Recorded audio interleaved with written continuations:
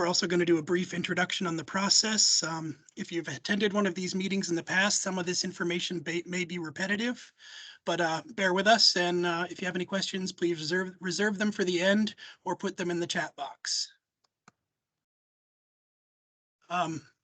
So we've got a number of people presenting for us today. I'll just go down the list. Mary Beth, would you introduce yourself? Sure. Hi, Mary Beth Deller. I'm the Botany Program Coordinator.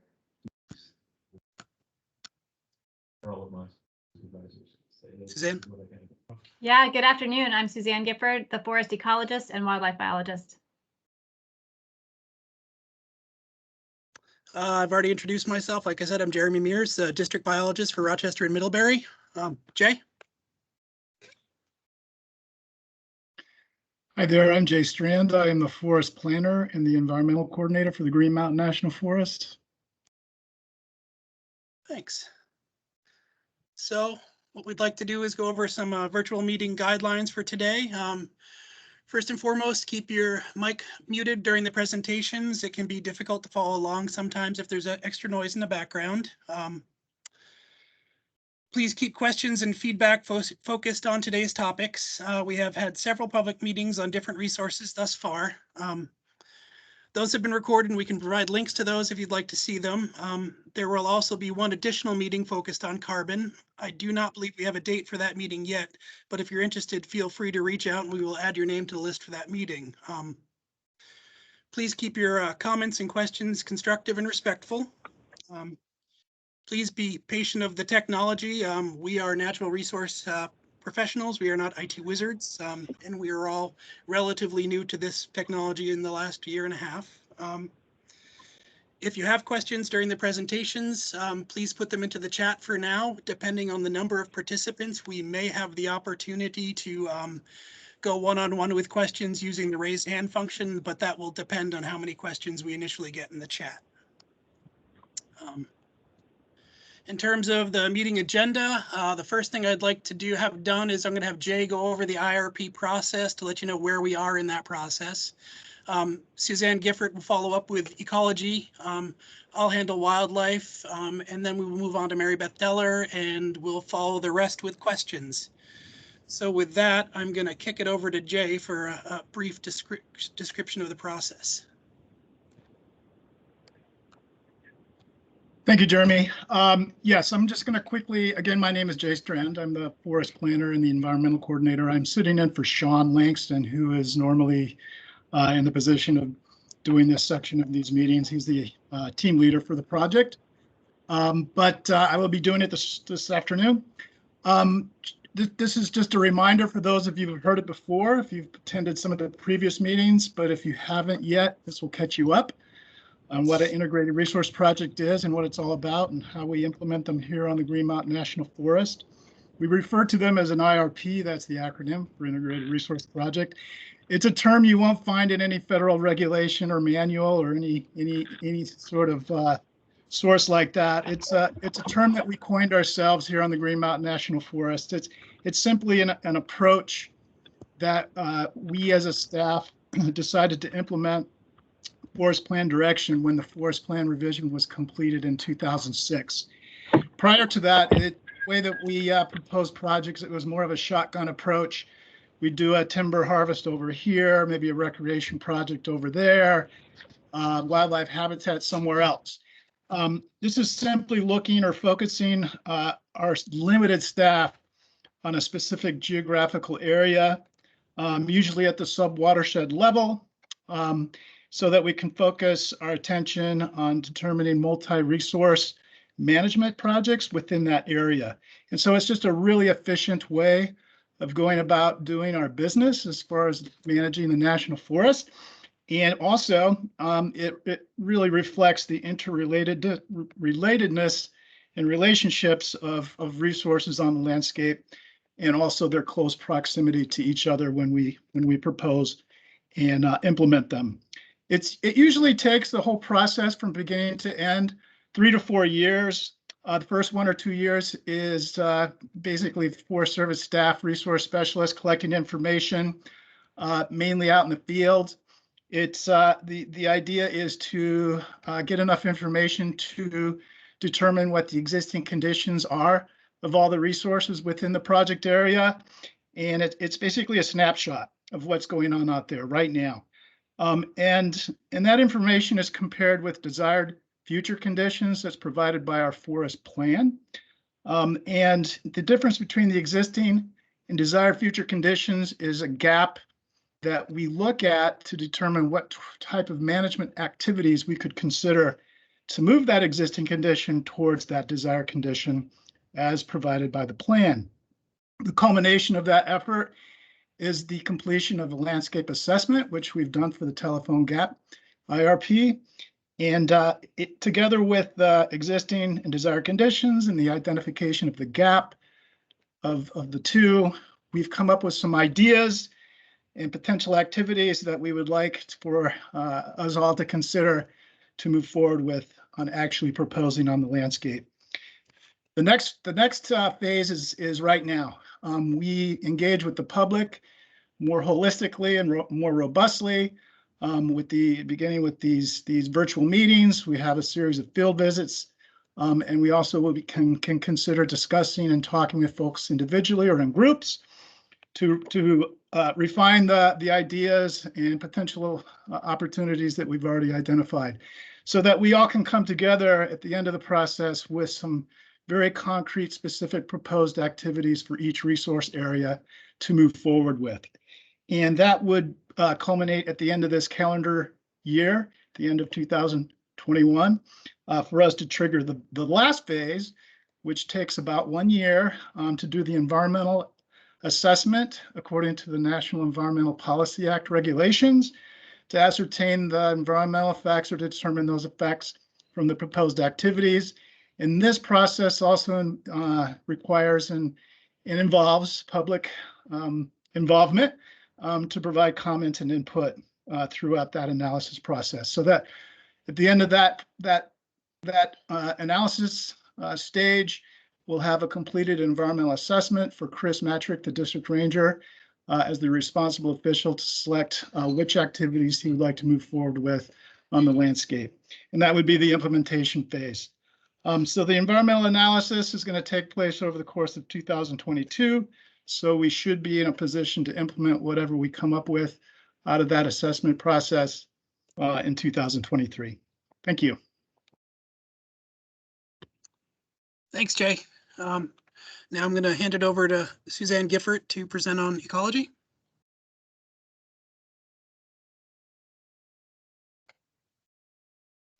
Yes, thank you, Jeremy.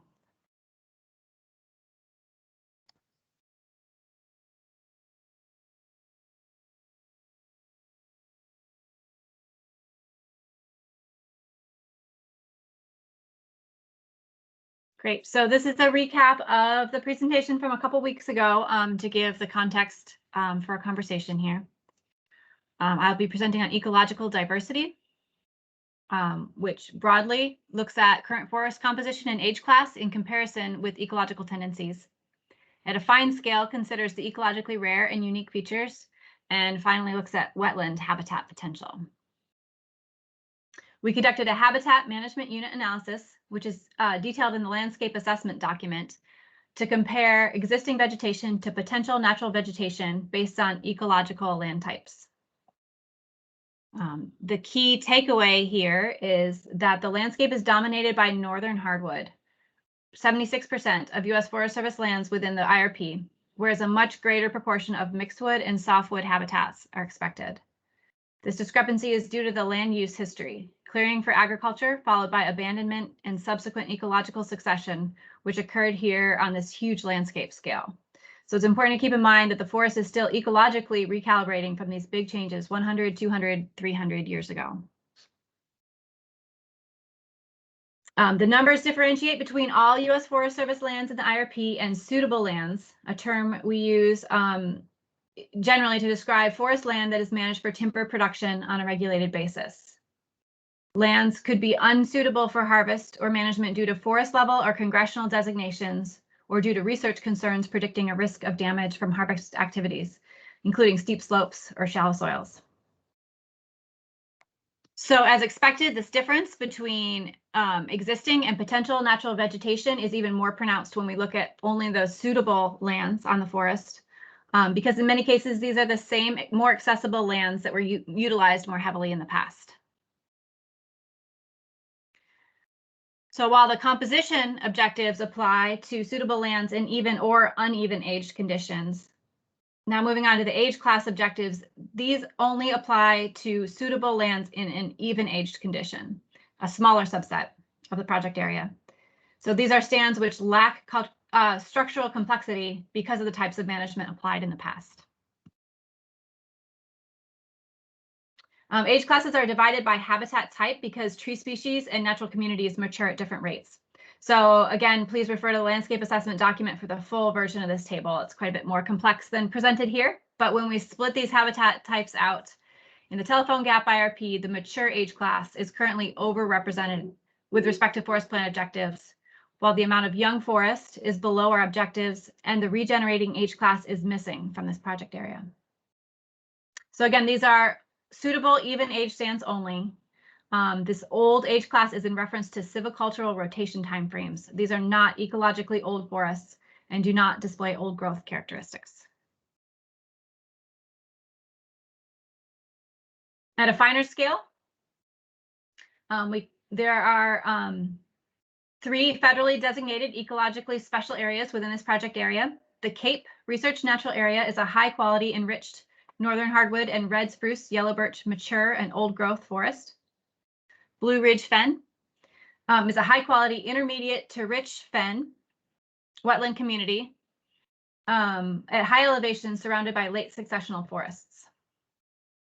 And the North Pond sits at approximately 2,500 feet elevation and is surrounded by very undisturbed old montane spruce fir forest, a cold air talus woodland, and some calcareous seepage. In addition to those, the state of Vermont Agency of Natural Resources has recently identified more than 30 state significant communities of 17 community types. And finally, we have preliminarily delineated areas of late successional structurally complex forests, which are predominantly on unsuitable portions of the IRP. So in contrast to the old age class for silvicultural rotation on even age stands, these areas of forest are possibly many times older and have begun to acquire some old growth characteristics, but inventory is still incomplete at this time. Considering our wetland habitats, wetlands and wet meadows are tremendously valuable for plant and wildlife habitat, water storage, flood attenuation, and carbon sequestration. Incredibly important as we manage forests through a changing climate. The state of Vermont estimates we have lost half of all wetlands statewide compared with the historical condition. And we know that beaver are keystone species for creating and maintaining wetland and wet meadow complexes, and an agent of forest disturbance was extirpated from this area for the fur trade more than 100 years prior to European settlement. They were reintroduced into Vermont in the 1920s and 30s. However, they may face dispersal hurdles in populating higher elevation habitat pockets, including those in the portions of the telephone gap IRP. So we see some opportunities on this landscape. We have the potential to move portions of the forest project area into incrementally closer to the composition objectives laid out in the forest plan, including that we see a strong softwood and mixed wood understories. They present opportunities to increase these habitat types on the landscape closer toward forest plan objectives and more in line with predicted site-specific ecological tendencies. We can also prioritize retaining existing softwoods, particularly in cool pockets where they're more likely to be resilient to changing climate. Oak is currently a small but ecologically important component of the landscape, and particularly for wildlife, as we're highlighting this evening. Stands with a strong mature oak component present opportunities for management, including by prescribed burning or mid-story removals to encourage a regenerating cohort of oak. Regeneration harvest presents opportunities to promote aspen, birch, and other early successional species to further diversify the forest landscape. We see an opportunity to document high quality late successional forest areas for their old growth characteristics and consider alternative designations if appropriate. Our focus on this portion of the forest highlights our opportunity to complete the inventory, documentation, and administrative reviews to finalize research natural area status for the Blue Ridge Fen, which is currently a candidate research natural area. And finally, we see an opportunity to conduct beaver restoration assessment tool modeling to evaluate this landscape for opportunities to improve habitat for beavers or consider the potential to implement beaver-based restoration techniques, such as small artificial dams which mimic beaver activity on appropriate sites.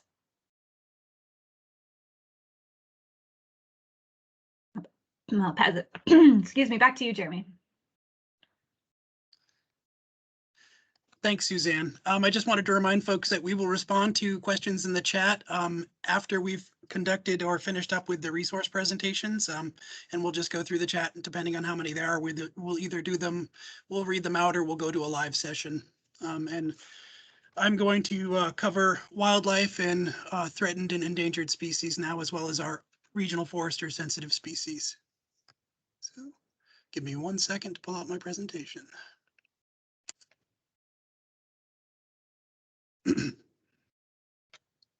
So protected species on the forest are split into two groups: regional forest or sensitive species and federally listed species. These groupings relate to the level of concern we have about these populations. A federally listed species will not be listed on our regional forest or sensitive species list, but it will receive a high level of protection under the Endangered Species Act.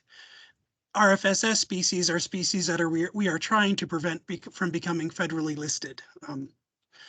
Our regional forest or sensitive species list contains 20 species that occur on or adjacent to Forest Service lands on the Green Mountain National Forest.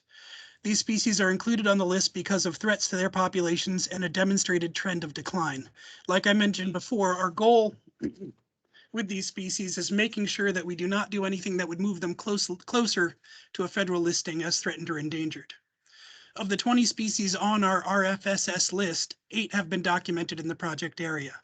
Those that have been documented in the project area have a gold star next to their name. It's worth mentioning that we will consider protections for any or all of these species on the list, even if they are have not actually been observed in the area. Many of these species do occur adjacent to the Telephone Gap IRP area. Only 2 of them, which are freshwater mussels, are really species that we would not expect to find on the western slope of the mountains. We also have 2 federally listed species, which are both small myotis bats. Both of these species have been impacted by white nose syndrome since the disease was detected in Vermont in 2007. On average, small bats in Vermont have declined by about 90% due to this disease. The first of these species is a northern long-eared bat, and it is listed as threatened.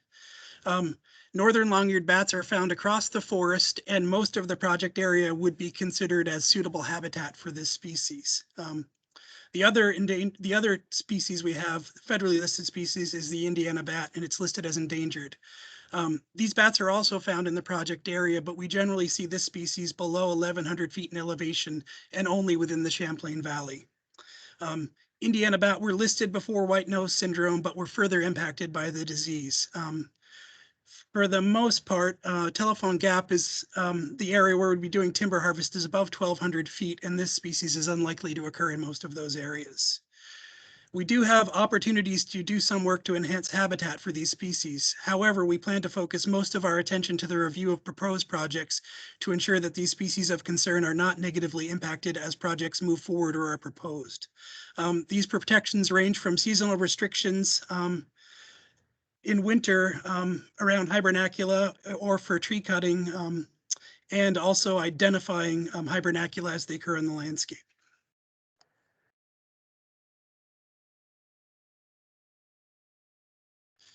As for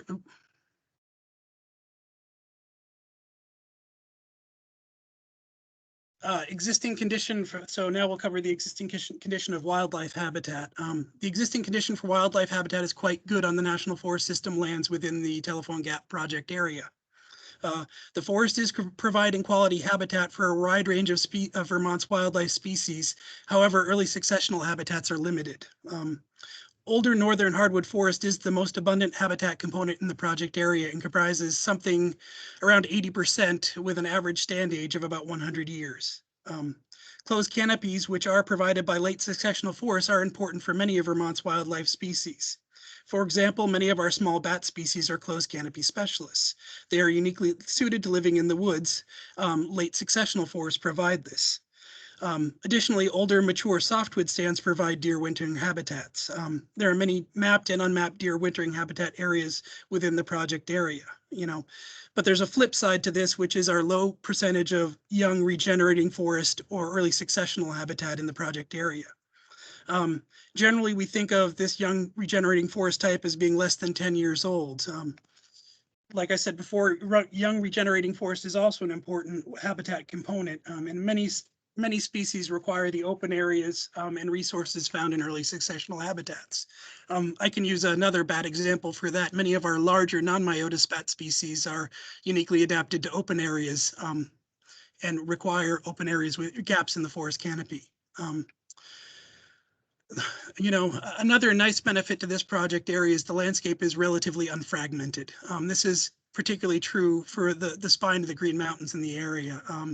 And this will be another important process for us to make sure that we maintain the connectivity of that corridor. So we have some opportunities to work in the project area, and the first of which we want to do with everything we do is manage for diversity, and we have a few different ways we can do this. Temporary upland openings are one way. This is one area where we can really work with our timber shop to create habitat enhancements simultaneous with timber harvest. Historically, we created permanent upland openings that required maintenance over the years. We know through this process of assessment that openings are rare in the project area. We also know that early successional habitat is a key component for a number of species that use this area. And additionally, we also know that maintaining permanent upland openings is difficult given the terrain we have in this project area. It's very resource intensive for us to try to maintain something as open perpetually. Our intent now is to try to create temporary openings as part of timber harvest. This will create early successional habitats that are transient on the landscape and provide for a number of species in different life stages as they're using them. We can also preserve late successional and structurally complex forests. Preserving old forests is an important piece of our strategy in the project area, and it nests nicely into making sure that we don't do anything to further fragment the landscape. Reducing the fragmentation on the spine of the Green Mountains has been identified as important to wildlife. Identifying opportunities to reduce fragmentation will further enhance both aquatic and terrestrial habitats. This could range from closing or rerouting of trails to ensuring that timber harvests are done in a way that doesn't further interrupt important habitat blocks. Again, following on the bat species, there are areas where we can do better to help preserve the hibernacula that we see in the project area. These areas are particularly sensitive to disturbance when the bats are using the hibernacula. Documenting and protecting them is important, and that has been an ongoing process that we've had during the assessment process, and we plan to continue moving forward. And it really feeds into the last part here, which is project review. We plan to spend a lot of time reviewing projects as they're proposed by different resources areas to ensure that we don't do anything that will impact these species. This is, a really important step for us to make sure that we're working with the other resource areas, really taking a good look as things are proposed, getting on the ground and getting out there. And we also welcome information from any of you out there who are listening today, to key us in on things you've seen or to, make recommendations on stuff you see as important. And that's all I have for now. So I'm going to kick it over to Mary Beth for a discussion on botany. Hi.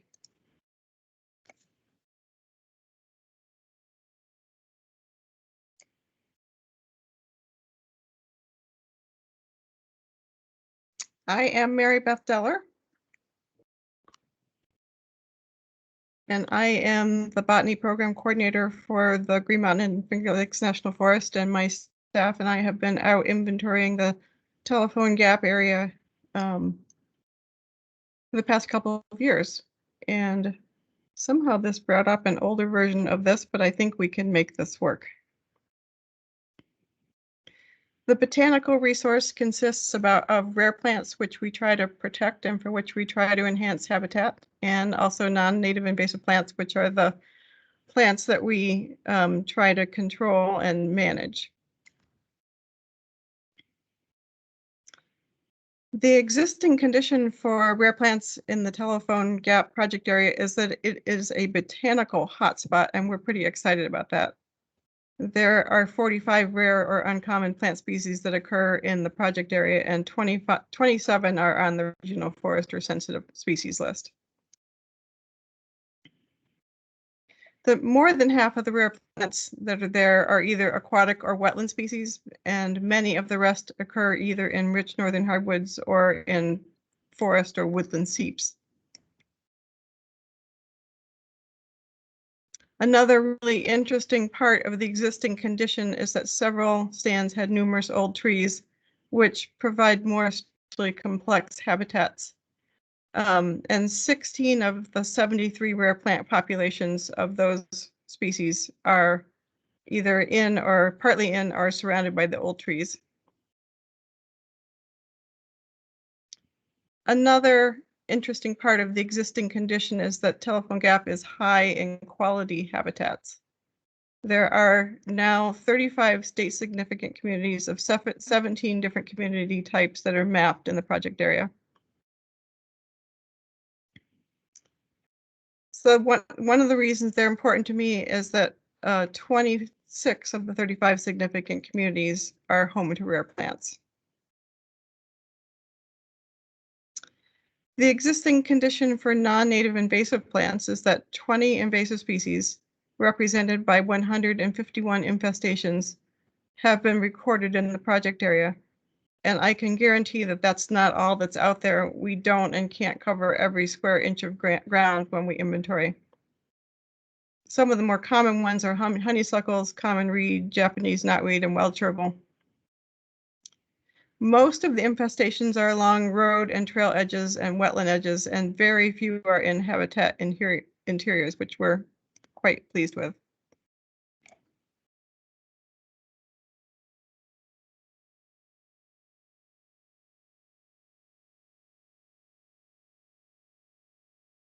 So why do we care about non-native invasive plants?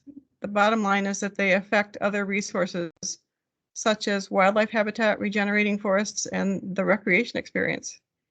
And I care about the fact that there are infestations in the general vicinity of 18 of 73 rare plant populations. And I also care that 6 of the 35 state significant communities have infestations. The good news is that the majority of these infestations are small, and that's not true of the purple loosestrife that you see along Lefferts Pond.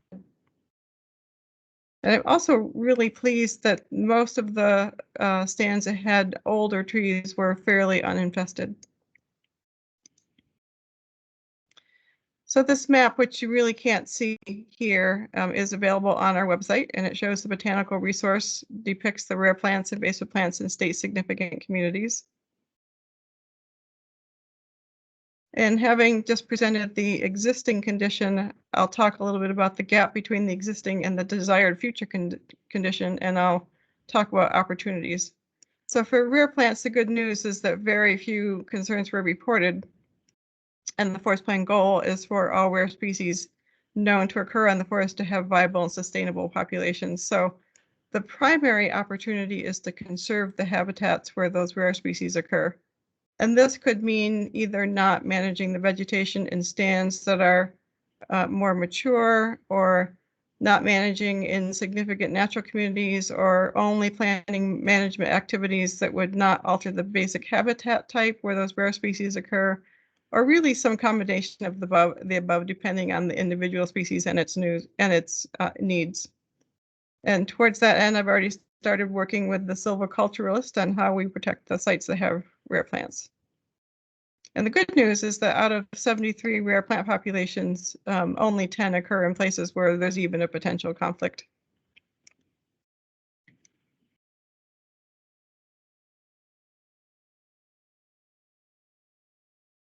Continuing with the gap between existing conditions and desired future conditions, For non-native invasive plants, the goal is for existing infestations to be contained, eradicated, or prevented. So the opportunities for this project are to prevent new infestations and the spread of existing infestations by following the Eastern region's best management practices in developing really good project mitigations.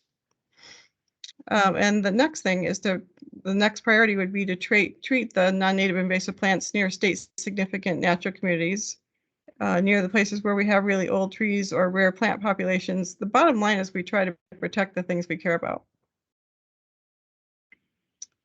So the decision to control invasive plants happened in 2011 when we had the invasive plant control environmental assessment. And so I won't actually be proposing projects that involve invasive plant control as part of Telephone Gap, but I will be developing mitigations which will involve controlling invasive plants.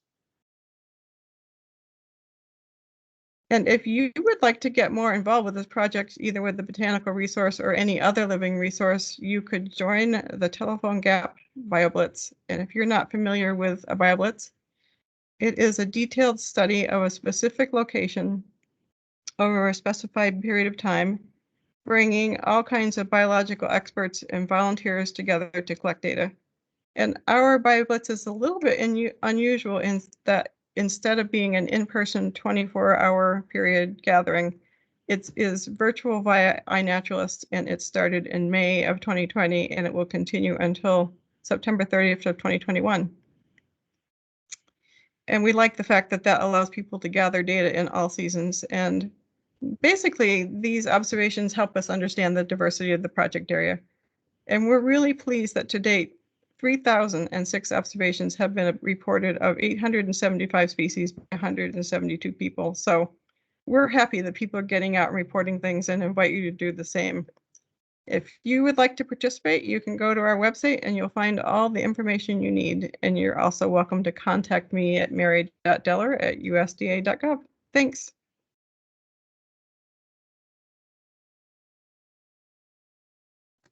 Thanks, Mary Beth. Okay, at this point, I think we have enough time that we can start moving through the questions in the chat box. We haven't been overly inundated with those, and I'm just going to pull those up, and as I read through them, I will bring them up to the resource specialists. And I'm going to start now with Janet, who's listed as a guest, and the question is, how do early successional habitats get created if people weren't logging? And I'm going to kick that one over to our ecologist, Suzanne. Yeah, thanks for that question. That's a really, this is a really important question, and there's a lot to it. So one early successional habitat is created by any disturbance in the forest. And as Gretchen pointed out, there are a whole suite of natural disturbances that could occur. A key factor in the early successional habitat currently being so limited on the forest is that old forest is much more susceptible to disturbance than mature or younger forests. So with our average age being about 100, right around 100 years old, if these are northern hardwood stands, they're a good 70 to 100 plus more years out from truly being susceptible to disturbance. This is combined with a whole lot of changes to the landscape, including removal of a lot of our disturbance agents, large-scale removal of beavers, the extinction of the passenger pigeon, fire suppression, flood control structures, suppression of defoliators. So there are a whole lot of elements working against allowing these natural disturbances to happen, as well as a forest that is still regenerating from the history of clearing, agricultural clearing, and reforestation following abandonment. Thanks, Suzanne. The next question is from Annette, roughly focused on the forest plan, and the bulk of the question is, what is the process for changing or amending the forest plan? Jay, could I kick that one over to you? Yes, that's a good question, Annette. So there's two ways to change the forest plan. One is to completely revise it, and forest plans are required to be revised at least every 15 years. Our forest plan, that 15-year end date is this year. So one would think we would begin revising it right now. Unfortunately, it's subject to funding in addition to the funding that we have for our staff at the moment. And this is problematic across the agency because limited funding is focused on national forests that are operating under 20 to 25-year-old forest plans first. So we're sort of in a queue waiting for that available funding. Right now, it looks like the time period when that would happen would be around 2027. It doesn't mean it can't happen earlier, but that's where we sit today. The other way to change the forest plan is through an amendment. The amendment process is meant to address change conditions or new information that are to the magnitude and scope that could change a critical component of our forest plan, which includes the goals, objectives, standards, and guidelines, desired future conditions by management area and management area allocations. And so if the change condition or the new information doesn't change any of those components, it doesn't trigger the need for a forest plan amendment. If it triggers a change in some other component of the forest plan, changes can be made through administrative changes. It's what they're called. And they don't require any additional environmental analysis.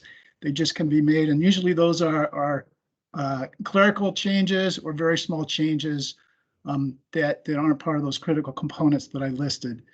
The forest supervisor can at his discretion, do a forest plan amendment at any point in time that change or of condition or new information dictates a need or a change to any one of those required forest plan components that I spoke to. So I would expect that between now and when we do finally revise the forest plan, and especially if it isn't until 2027, that you would be notified that we would be probably doing one or more forest plan amendments before that time to address emerging issues, change conditions, new information that would dictate changes to the forest plan. Thank you. I hope that answers your question. Thanks, Jay. We've got another question. Oh, one moment, I lost my screen. We've got another question from Annette. Can you consider tree communication? Annette, I'm sorry, I couldn't pull up the article that was listed in there, and it looks like it's referring to mycorrhizal associations between trees. Can anybody on the Forest Service side answer that question?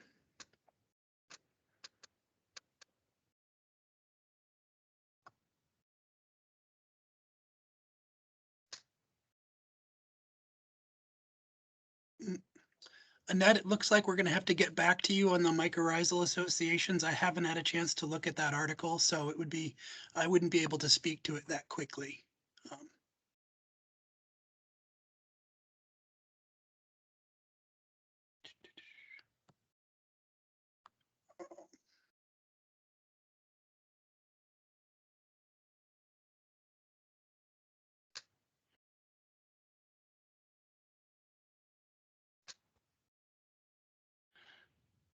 I think it looks like most of the questions have been answered in chat at this point. Oh, okay. I'm missing the one about the passenger pigeon. Sue, could you speak to that? I don't see that one. Yeah, I replied to that in the chat. I see a question from Janet. We know that most invasives, if not all, occurred in disturbed areas. Is this correct? Oh, okay. Do you want me to take that one, Suzanne? Yes, please. Sure. Certainly disturbed areas are the prime places where we see them, but keep in mind that some of these are distributed by birds when they eat them and poop out the seeds, or by moose when they walk through something and the seeds stick to their fur. And so there are things that get deposited in the woods and grow. Oftentimes, if it's not disturbed, the species just won't grow or it won't grow very far. So you're right that disturbance is a prime factor, but it's not the only factor. Thanks, Mary Beth. At this point, I think we've got all the questions in the chat, and I do apologize. It's a little hard to keep up with the questions with all the comments as well. We're going to move it to, if anybody has a question that they'd like to ask, they can raise their hand and we'll call on you.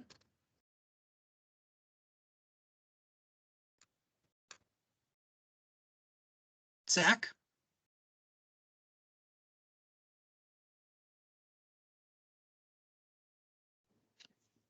Thanks.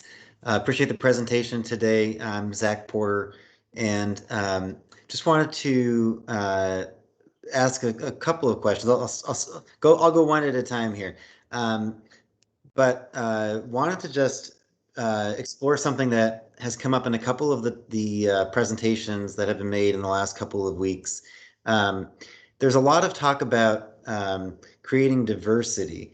And I wanted to investigate that a little bit with you all, because I think it can be kind of a misleading concept to manage for diversity in a relatively small landscape like this, when this landscape is in fact a part of a very diverse mosaic across Vermont's landscape, right? So this landscape here, as you all have identified over and over, is remarkable for the age of its forests. You know, by and large, its exceptional water quality, its high quality wetland habitat. You know, Vermont conservation design sets out a goal for 9% of matrix forests, or believe 15%, sorry, of matrix forests across the state to be someday in old forest condition. And we have, I think, a target of you know, something like 3-4% in early successional. And it would seem to me that the very best way to reach for that 15% target, or I think it's like 9% overall old forests across the Vermont landscape, would be to allow these forests, the ones that are already most on their way, to achieve that status. I realize that this might be in conflict with some of the local forest plan, you know, objectives, but I think we should really get to the bottom of this, because if there's any place where it makes sense to reach those old forest targets, this seems like the place to do it. I work as the Lake Champlain Lake Keeper for Conservation Law Foundation. Lake Champlain is suffering from huge amounts of phosphorus pollution. And one of the very best ways that we can address that in forest management is to allow forests to increase in complexity and age, reducing the sedimentation caused by road construction and by, you know, removal of woody debris. So it would seem to me, for, I mean, just those two reasons, not even to mention all of the other reasons, carbon, you know, wildlife habitat, you name it, reaching for, you know, those old forest targets here in the Telephone Gap project area makes a lot of sense. So I'm curious if you all might speak to kind of how do we zoom out and not just try to create diversity here in the TGRP location, but actually see this as an opportunity to enhance diversity statewide and region-wide by really seizing on those unique attributes present here in this landscape. Thanks for your question, Zach. So, you know, first off, I would say that preserving mature old forest isn't in conflict with our forest plan.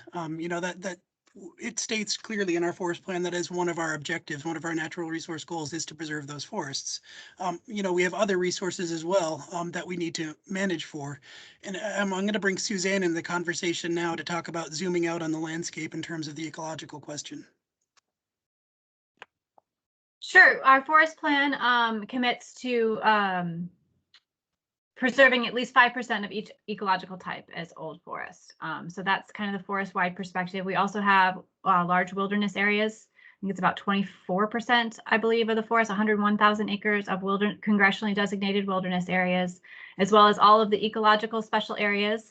Some are designated as an ecological MA, some are within other designations and are research natural areas. So we do have a lot of key areas set aside that absolutely will continue to age. And that's part of the picture. The IRP process is to look at one chunk of land. This is about 33,000 acres of national forest. So this is the scale that we manage at. Although we do recognize it absolutely as part of the greater context.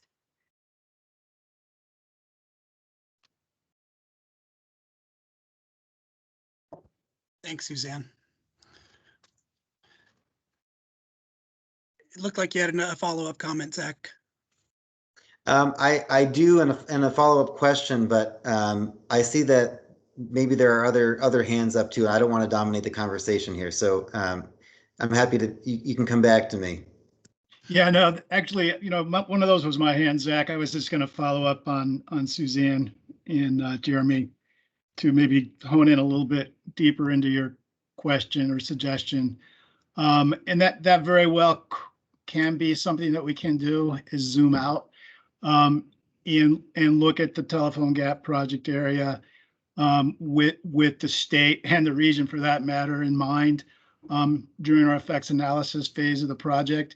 So that would be something that we could consider and look at and determine what the effect is at a more expanded scale than just specific to the telephone gap IRP project area or the national forest or even just the state. So, I mean, that's a great comment. And that's something that you should just put in your back pocket and wait till we get to the actual formal comments phase. I mentioned at the beginning the different phases of the IRP. The NEPA analysis phase will have 2 formal comment periods. The first for the public to be able to comment on what we actually end up proposing. And then again, after the a first version of the environmental assessment is complete, so the public are able to comment on the actual effects analysis. And the type of comment or perspective that you just shared, I think would be better well addressed at that stage. Well, and thank you, Jay. And if I may just offer one thought now, it would be to bring in those people who are responsible for Vermont conservation design very early in your process, as well as perhaps people who are involved in the Lake Champlain TMDL, restoration plan effort. But especially people like Eric Sorensen and Bob Zano at Vermont Fish and Wildlife, who are 2 of the primary authors of Vermont conservation design, who are giving a lot of thought right now to how do we make sure that those targets, both for early successional and for late successional, how do we actually make sure we're making progress towards those? I think there's concern right now that without really meaningful steps taken now, we're never going to get there. Obviously, none of us will be alive when we reach the late successional goals. So we have to do something that kind of outlasts each and every one of us involved in this project if we're ever going to reach those targets statewide. Right now, late successional is 3%. Only 3% of Vermont is actually going to achieve that at some point. And that includes the 25% of the Green Mountain National Forest that's designated as wilderness. So, these kinds of old forests here have an outsized role to play, the ones that we're talking about on the TGER project area. But if I may jump quickly to another question, I think there was another person in the chat who mentioned this, and I just want to make sure that it was addressed. I didn't hear it answered in the questions yet. So what it was I thought a really good one, given the weather events that we've had just recently. We're seeing increased levels of disturbance events in Vermont right now that are creating just the kinds of openings that our forests need, right? And so, whether that's ice storms or wind and rain, like we've seen recently, increasingly, I think a lighter on the land approach, allowing natural disturbances to play the role they always have, of course, along with beavers and other critters that change the face of the landscape, seems like a viable way to manage for habitat diversity.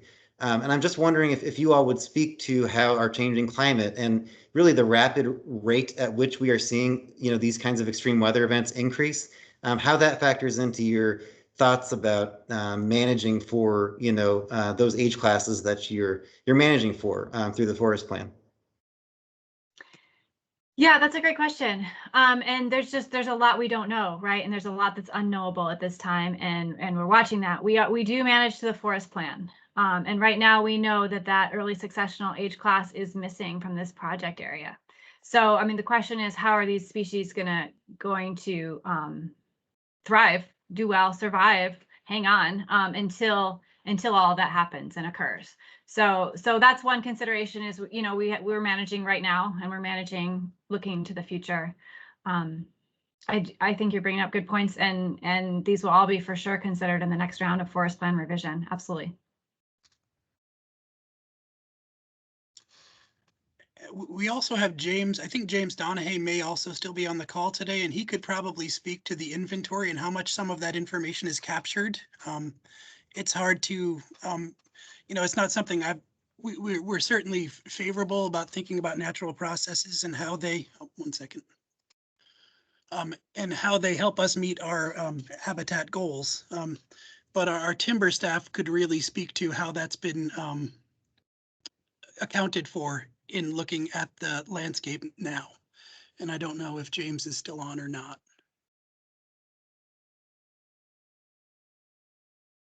One moment.